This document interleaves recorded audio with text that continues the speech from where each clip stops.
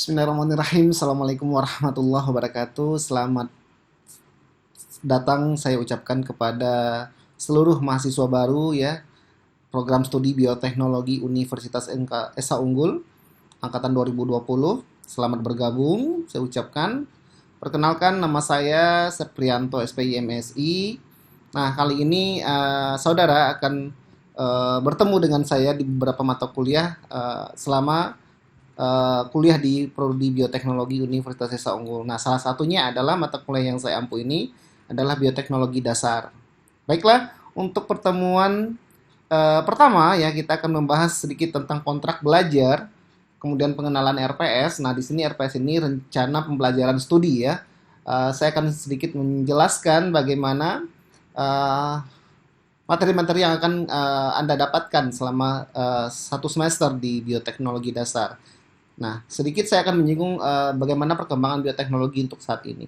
Kenapa? Tentu Anda sudah memutuskan memilih untuk kuliah di bioteknologi, tentu sudah matang pemikirannya ya, sudah tahu konsekuensinya, sudah tahu apa yang akan dilakukan gitu. Dan bioteknologi itu is fun ya, sangat menyenangkan sekali dan ilmu yang kekinian dan masa depan. Oke, baiklah, saya tidak berlama-lama ya. Kita masuk saja. Untuk perkuliahan pertama ini tentu saya akan memperkenalkan bagaimana visi dan misi universitas ya. Tentu di sini sejalan bagaimana Anda diterpa untuk bisa menjadi orang yang mewujudkan misi dari atau visi dari universitas itu sendiri.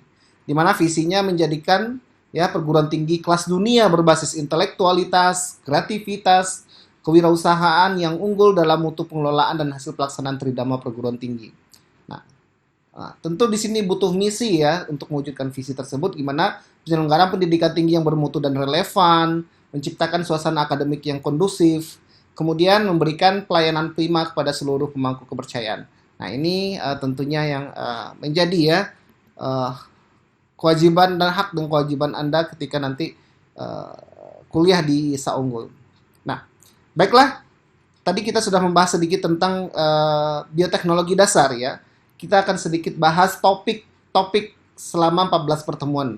Di mana untuk topik sebelum UTS, nanti Anda akan belajar tentang pertemuan pertama ini kita akan membahas tentang bagaimana sejarah perkembangan bioteknologi mulai dari awal, kemudian bagaimana bioteknologi itu dikenalkan, diterima, apa saja produknya ya.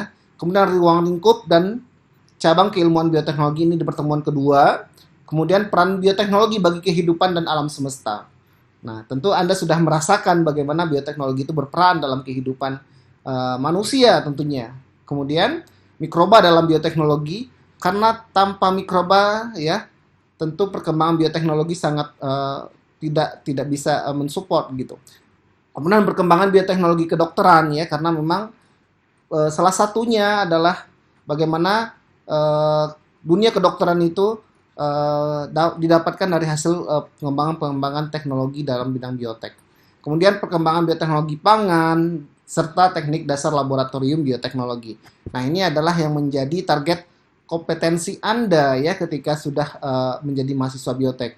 Bagaimana bisa hands on dalam bekerja di laboratorium, karena salah satu lulusan orang biotek itu adalah sudah familiar dengan laboratorium, terutama laboratorium bioteknologi. Kemudian ini adalah topik setelah UTS ya, bagaimana bioetik dalam bioteknologi, karena Anda bekerja dengan manusia, bekerja dengan hewan, mikroba, tanaman, tentu ada etik yang mengatur tentang segala yang menjadi objek atau subjek penelitian atau yang eksperimen Anda. Kemudian biodiversitas dalam bioteknologi. Bagaimana Anda memanfaatkan biodiversity Indonesia yang sangat mega diversitas ini ya. Kemudian bioinformatika dalam bioteknologi. Tentu di sini bagaimana suatu desain komputasi ya, informasi biologi yang kita bisa olah, yang kita bisa prediction ya, baik dalam bentuk DNA, genom ya, protein, macam-macam. Kemudian bagaimana teknologi nano ya, di sini penerapan teknologi nano untuk berbagai macam sektor ya, apakah itu pangan, industri, tekstil, dan lain sebagainya. bioproses dalam bioteknologi. Nah, ini salah satu pengembangan terutama untuk produk-produk fermentasi ya. Kemudian teknologi rekayasa genetik. Nah, ini sedikit kita menyinggung karena memang bioteknologi ini tidak afdol dengan tidak adanya rekayasa ya. Bukan rekayasa cinta ya, tapi genetik ya. Kemudian peraturan dan kebijakan pemerintah dalam produk rekayasa genetik. Nah, ini yang sangat penting ya, bagaimana peraturan-peraturan yang mengatur tentang kebijakan relevansi terhadap produk-produk bioteknologi. Salah satu yang Anda kenal tentu adalah GMO, Genetic Modified Organism. Nah, kita akan bahas nanti ya. Oke, ini adalah beberapa sumber yang bisa Anda pegang ya untuk mendukung perkuliahan Anda ya. Bisa jurnal, apalagi itu sangat up to date ya, sangat terbarukan tentunya. Ini beberapa buku saja yang bisa dipakai. Ini adalah penilaian ya, penilaian itu di mana kita membagi ada beberapa poin ya, ada kehadiran 10%, UTS 25%, UAS 30%. Nah, karena ini adalah kuliah daring, tentu ada tugas online yang tiap minggunya Anda kerjakan, kemudian ada tugas makalah dan review jurnal. Nanti ini secara tugas di rumah ya tentunya. Kemudian ada forum diskusi. Nah, ini saya harap Anda bisa interaktif dalam forum diskusi ya. Apakah itu bertanya, apakah itu memecahkan sebuah kasus ya, ketika saya menggambarkan sebuah kasus ya dalam forum diskusi. Ini adalah tertib selama perkuliahan. Kuliah dilaksanakan secara daring. Setiap pertemuan mahasiswa wajib membuat tugas dan diberikan yang diberikan ya karena fungsinya sebagai absensi ini. Jadi kalau seandainya tidak mengumpulkan tugas, tentu Anda dibilang absen. Kemudian upload tugas sesuai dengan batas waktu yang diberikan, aktif ya. Selama 14 kali pertemuan ini nanti kita akan 3 kali perkuliahan secara Zoom meeting ya atau Google Meet ya yang bisa tatap muka, tentu akan bisa lebih mengenal lebih banyak lagi. Kemudian tugas akhir dalam bentuk review jurnal maupun makalah nanti. Oh maaf, bukan mikro ya, tapi bioteknya.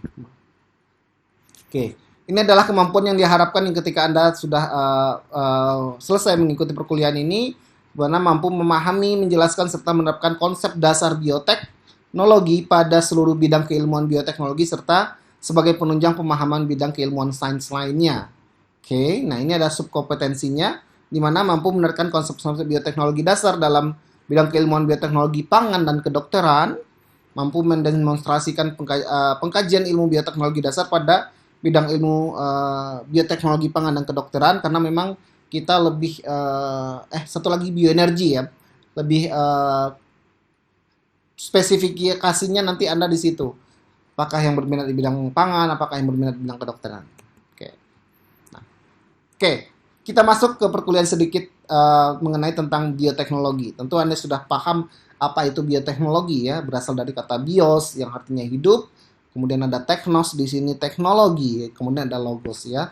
Nah, di sini secara rangkaian yang detail di mana penerapan prinsip-prinsip biologi, biokimia, rekayasa dalam mengolah suatu bahan dengan memanfaatkan organisme hidup, apakah itu mikroba, apakah itu tanaman, hewan, dan komponen-komponen lainnya dalam menghasilkan jasa, barang, produk. Nah, ini yang akan dimanfaatkan atau yang dirasakan oleh manusia manfaatnya. Oke. Nah, ini adalah sedikit sejarah perkembangan bioteknologi ya, di mana bioteknologi itu diperkenalkan oleh Carl Ehrlich ya, di mana pada tahun 1917. Nah, ini Anda bisa baca saja karena keterbatasan waktu, saya tidak bisa menjelaskannya satu persatu. Oke, ini adalah tujuan biotek ya, tujuannya untuk mencapai jika dukungan dan sumber daya manusia mumpuni maksudnya bisa mendukung ya yang berorientasi pada ranah penelitian serta penerapan metode-metode bioteknologi. Kemudian apakah saja metode-metode itu? Ada fermentasi, kultur jaringan, rekayasa ya yang terbukti mampu menghasilkan produk yang bermanfaat. Apa saja contohnya? Anda bisa merasakan yang sederhana saja ya dalam segi teknologi bioteknologi pangan. Fermentasi ya, yaitu ada tempe, yogurt, apalagi keju, itu adalah proses bioteknologi pangan ya. Kemudian rekayasa genetik ya tentang GMO tadi ya, tanaman transgenik, hewan transgenik itu salah satunya. Oke, nah ini adalah flowchart-nya ya, konsep sederhananya dalam bioteknologi itu ada input, proses dan output ya. Input apa saja, tentu materialnya ya, subjeknya. Kemudian proses itu apa saja, bagaimana proses pemanfaatan agen biologinya tadi ya, agen hayatinya tadi. Kemudian outputnya adalah produk barang atau jasa tadi ya, seperti enzymes, antibiotik, hormon dan lain-lain sebagainya. Nah ini sejarah periode bioteknologi. Ada 3 periode ya, di mana dikenal dengan bioteknologi tradisional, di mana pada zaman dahulu itu orang secara tidak sengaja ya membuat suatu produk fermentasi dari anggur ya, karena dia merasa ini anggurnya berlimpah, kemudian disimpan dalam jangka waktu yang lama sehingga menghasilkan suatu minuman yang sangat enak tapi beralkohol tinggi gitu. Nah ini adalah bagaimana asal muasalnya ya.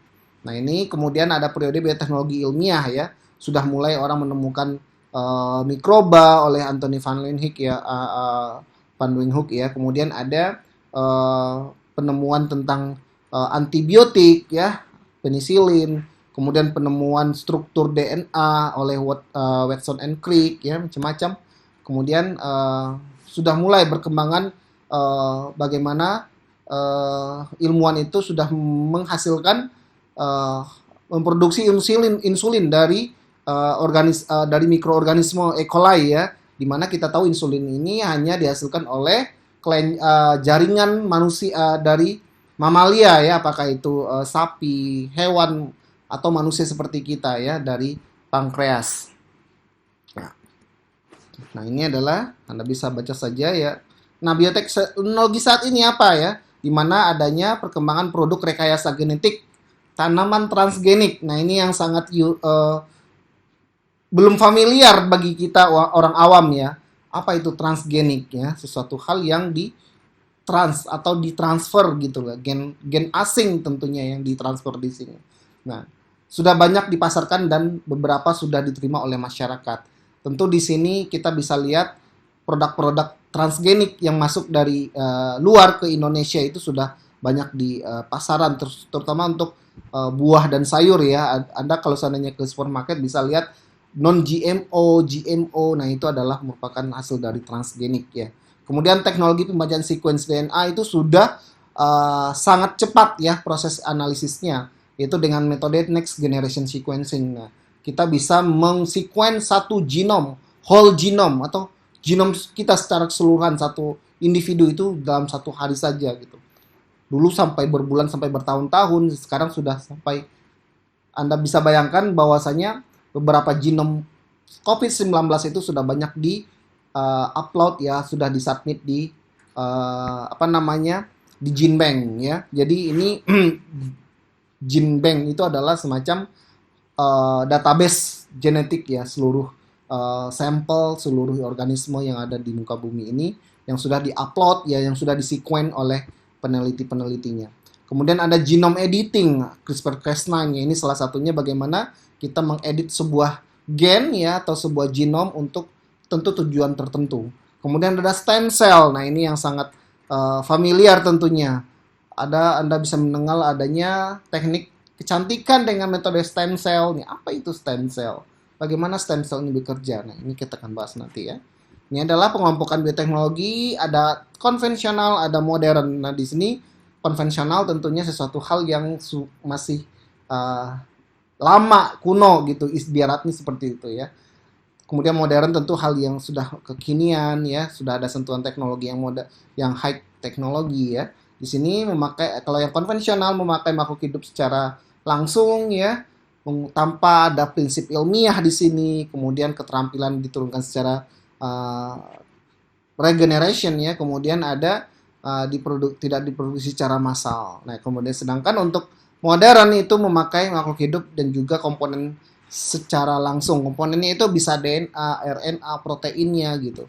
Kemudian menggunakan prinsip ilmiah, hasil pengkajian berbagai macam disiplin ilmu yang mendalam berdasarkan literatur-literatur yang sudah dikembangkan sebelumnya gitu. Kemudian biasanya diproduksi secara massal.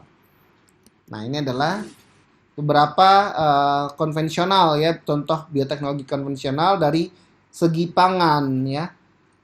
Tempe, kecap, keju, yogurt, macam-macam ya. Anda bisa baca di sini. Ini adalah bahan bakunya. Kemudian ada mikroorganisme yang digunakan ya. Tempe salah satu contohnya ini adalah tempe ya, Rhizopus oryzae. Ini adalah kapang ya, jadi jenis kapang. Anda bisa lihat eh, berwarna putih ya, tempe yang Anda makan itu berwarna putih itu berasal dari kapang Rhizopus oryzae ini. Nah, warna putih ini adalah berasal dari miselium kapang tersebut. Nah, ini adalah yang teknologi bioteknologi modern, adanya kultur jaringan ya, di mana kita dapat memperbanyak jaringan tanaman ya dengan hanya mengambil sedikit jaringan saja. Atau nah, ini akan menjadi cikal bakal individu baru dari jaringan tersebut ya, dengan teknologi pemperkayaan substrat ya yang diinduksi. Kemudian ada genetical modified organism, terutama untuk plant ya, untuk tanaman ya. Di sini ada tanaman transgenik dengan mengisipkan gen asing ya ke dalam tanaman.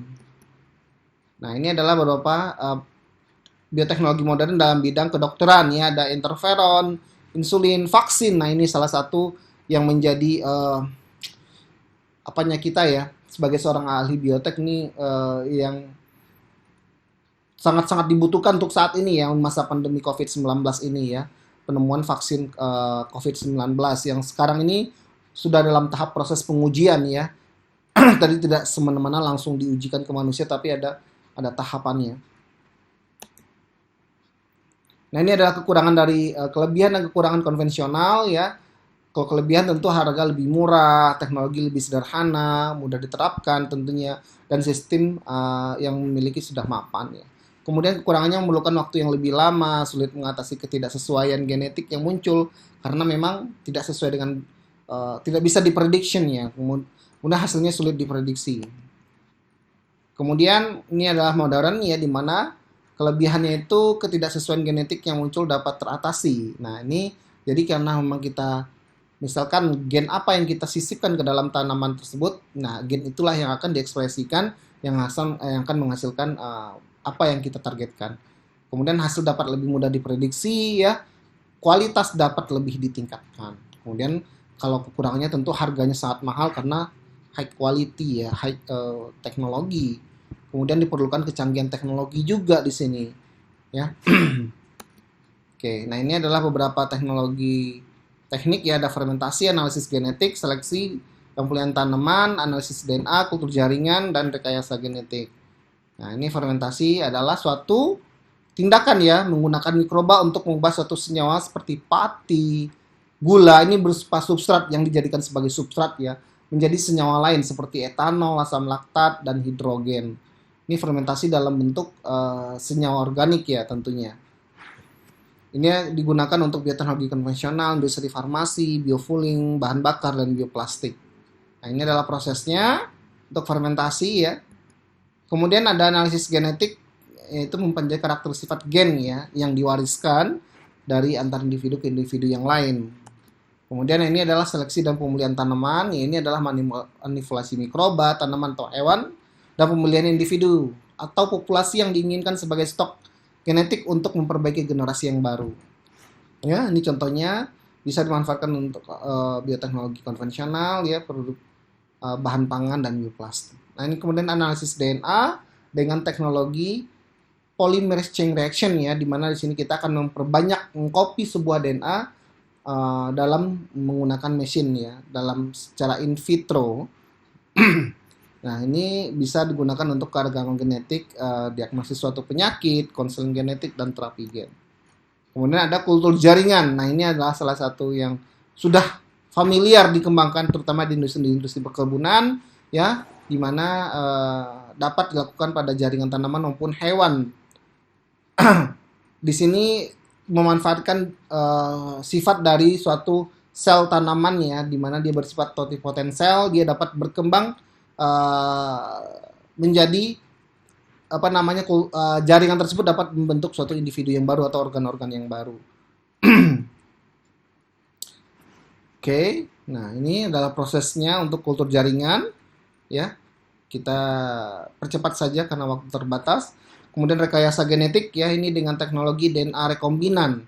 Ya, nanti kita akan bahas detailnya di mata kuliah rekayasa genetik. Ini adalah prosesnya kita dapat menyisipkan gen dalam suatu vektor ya. Vektor itu adalah DNA sirkular yang membawa gen tadi ke dalam sel bakteri yang kita targetkan. Nah, si bakteri inilah nanti yang akan mentransfer ke dalam genetik tanamannya.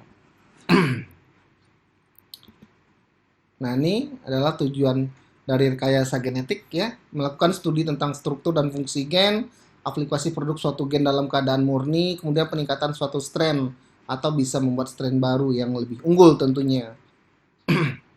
Nah, karena memang tujuannya untuk di bidang terutama untuk pertanian ya, peningkatan produk bahan pangan, peningkatan produk obat-obatan ya, kemudian diagnosis penyakit, perbaikan proses industri dan mengatasi polusi lingkungan. Baiklah, sekian saja untuk pertemuan kita kali ini. Tentu saya harapkan Anda bisa membaca modul yang saya berikan, mengupdate kemampuan Anda dengan membaca jurnal yang terkait dengan topik yang kita bahas ya, dan sumber-sumber yang lainnya yang relevan. Sekian saja dari saya, silahkan dikerjakan kuis dan tugasnya. Sampai ketemu untuk minggu depan ya, untuk perkuliahan selanjutnya. Tetap stay healthy ya, stay at home ya, jaga kesehatan Anda, karena kesehatan sehat itu sangat berharga. Baik, terima kasih dari saya.